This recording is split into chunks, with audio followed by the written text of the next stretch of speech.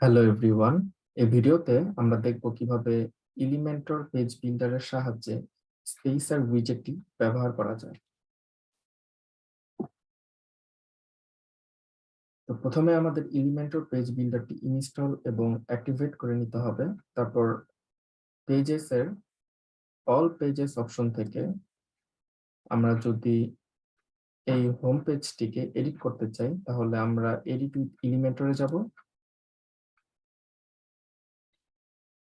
তারপর এরকম একটি পেজ আসবে। এখন আমরা স্পেস আর উইজেটটিকে বিভিন্ন প্রয়োজনেই ব্যবহার করতে পারি। আমরা যদি অ্যাড নাও এবং এই বাটনটির মাঝখানে স্পেস তৈরি করতে চাই তাহলে এলিমেন্টস এর বেসিক থেকে এই স্পেস আর উইজেটটিকে ড্র্যাগ করে এখানে এনে ছেড়ে দিব।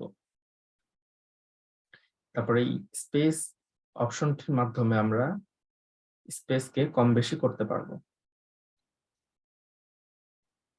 এভাবেই আমরা এলিমেন্টরের সাহায্যে স্পেস আর উইজেটটি ব্যবহার করতে পারি। Thank you.